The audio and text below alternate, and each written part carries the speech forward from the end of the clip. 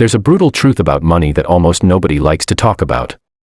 Because it's discouraging, uncomfortable, and impossible to shortcut. The first $100,000 is not hard because you're doing something wrong. It's hard because the system is designed that way. Charlie Munger once said that the first $100,000 is a painful milestone. And that word choice matters. Getting from 0 to 6 figures is the financial equivalent of pushing a stalled car uphill by yourself. No momentum. No leverage. If your net worth is $5,000, $15,000, $30,000, or even negative, you're not behind. You're in the hardest phase of the journey. And that phase lies to you.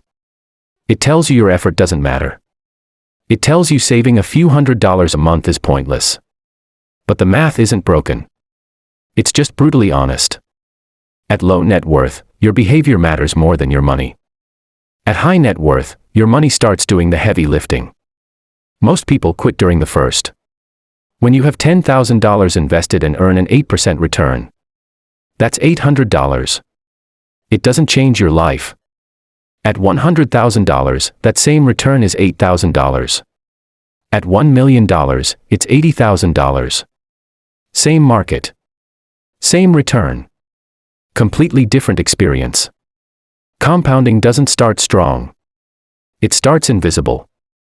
In the beginning, almost all progress comes from you. Your income. Your discipline. Your willingness to delay gratification. The first $100,000 is built through force, not finesse. Aggressive saving. Income growth. Boring investments. This is not the phase to optimize returns. This is the phase to optimize behavior. Because once you cross 6 figures, something shifts. Your money starts to talk back. The first $100,000 is brutal. But it's also the last time money asks you to do all the work. Before we go any further, let me quickly frame this.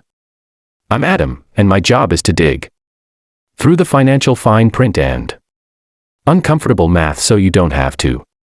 No hype, just reality. The beginning of the wealth journey isn't slow by accident. It's slow by design. When Charlie Munger talked about the first $100,000, he wasn't talking about getting rich. He was pointing to a threshold where the physics of money start to change.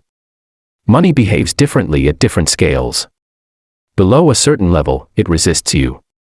Above it, it starts to cooperate. Before that number, you are the engine. After that number, your money starts to share the workload. Until you reach scale, wealth creation is powered almost entirely by your own effort. Your savings rate. Your discipline. Your income decisions. Here's the brutal truth. When your portfolio is small, your contributions matter more than your returns.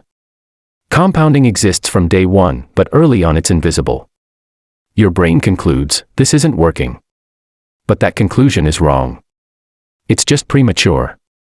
Early on, the game isn't investing. It's accumulation. Below $100,000, growth comes from what you add. Above $100,000, growth comes from what you already have. The goal of the first $100,000 isn't to feel rich. It's to build momentum. And until you reach that point, frustration isn't failure. It's proof you're still in the hardest part of the process. Let me show you what this pain actually looks like in real numbers. Because nothing exposes the emotional trap of investing like cold math. There was a scenario once, published by Bankrate, that explains why disciplined people quit right before things start working. Imagine you are doing everything right. You invest $6,000 a year. You earn a reasonable 7% return. You do this for 5 years. At the end, you check your account. You've contributed $30,000. Your balance is about $34,500. After 5 years, the market rewarded you with roughly $4,500. Total. Most of that money came from you. Your paycheck. Your restraint. This is the danger zone. The numbers don't feel proportional to the effort. People look at the balance and think, This isn't working. They don't quit loudly. They pause. They loosen discipline. But it's not the math that causes them to quit. The math is fine.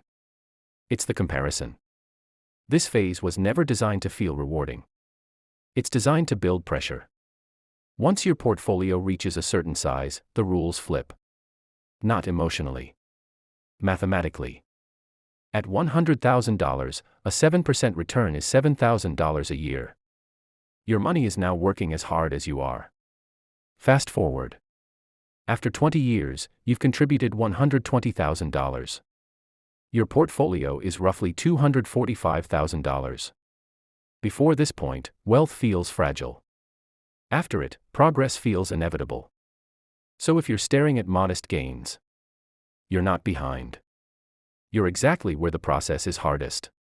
This is the exact moment when something subtle but life-changing happens. The money you already own starts producing more wealth than your labor ever could. That shift is the real milestone. The moment when your capital becomes louder than your paycheck. This is the snowball Charlie Munger was talking about. At the top of the hill, the snowball is tiny. You have to push it with everything you've got. Every inch forward feels earned. That grind is the first $100,000. During this phase, you are supplying almost all the force. Your savings rate matters more than your returns. Your discipline matters more than market performance. But once the snowball reaches a certain size, the physics change. Gravity takes over. Your job shifts from pushing to steering. This is why the beginning is the most brutal stretch. Going from $1,000 to $100,000 requires multiplying your wealth by 100. The engine doesn't exist yet. But the pain isn't just mathematical. It's psychological. Income is low. Expenses feel heavy. Saving feels like punishment. Your brain wants feedback, and early investing provides almost none. You check your account and it barely moves. Every sacrifice feels obvious.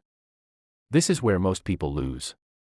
Not because they're lazy, but because the reward system hasn't kicked in yet. What they don't see is that this phase is building mass. Every boring month adds weight.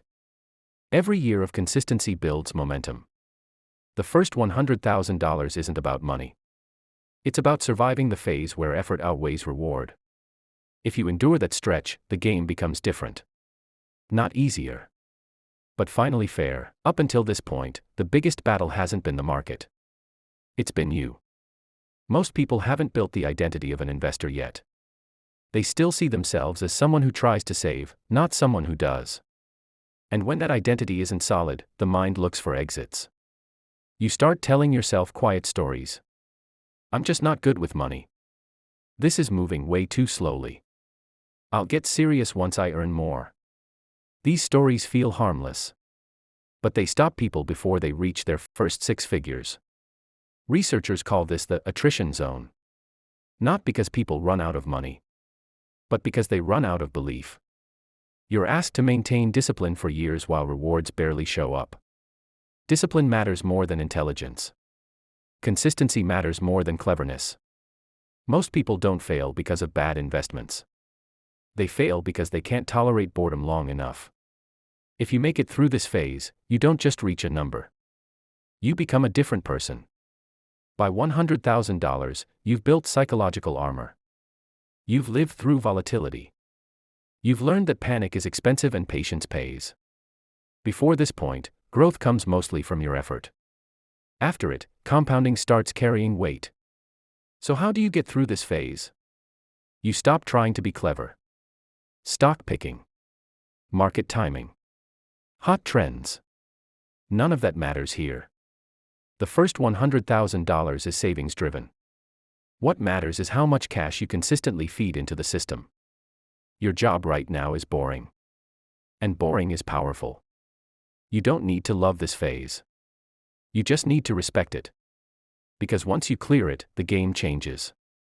The secret isn't genius. It's surviving the boring years long enough to let gravity take over. At this stage, the formula stops being glamorous and becomes brutally simple. High savings rate. No stupid consumer debt. Relentless focus on increasing income. That's it. You cannot outinvest a low savings rate when your balance is small. When your portfolio is tiny, market returns are a rounding error. Your behavior is the return. This is why the first phase demands seriousness. Not seriousness forever. Seriousness for a season. When Charlie Munger talked about walking everywhere and clipping coupons, he wasn't advocating lifelong deprivation. He was pointing to a mindset. A willingness to be temporarily extreme to permanently change your trajectory. This phase has to be treated like a mission, not a hobby. A hobby gets skipped. A mission gets done. The key mental switch is realizing the sacrifice is finite. You're committing to a short, concentrated sprint for a foundation that lasts decades. If you lock in a high savings rate before lifestyle creep sets in, the timeline collapses. Not because the market changes, but because you're feeding the machine faster. The first meaningful pile of capital is always the hardest, because it relies almost entirely on your effort. After that, effort gets help. The number was never the lesson. The physics are. Think of wealth in 3 phases. The muscle phase, the momentum phase, and the gravity phase. None of the later phases exist without the first.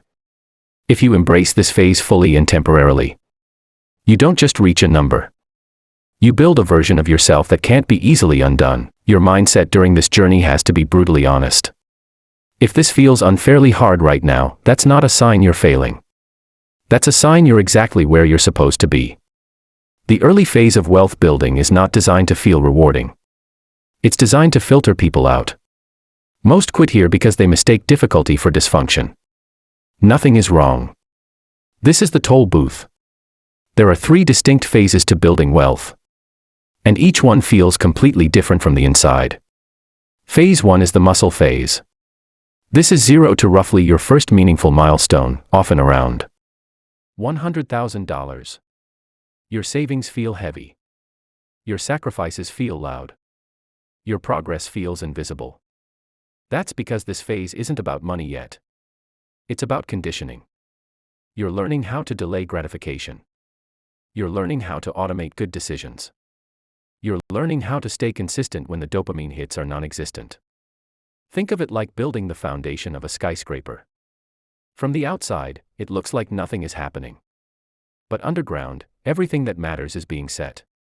Those early milestones weren't pointless. They were proof that you can do hard, boring things consistently. Phase 2 is the snowball phase. This usually lives between $100,000 and $500,000.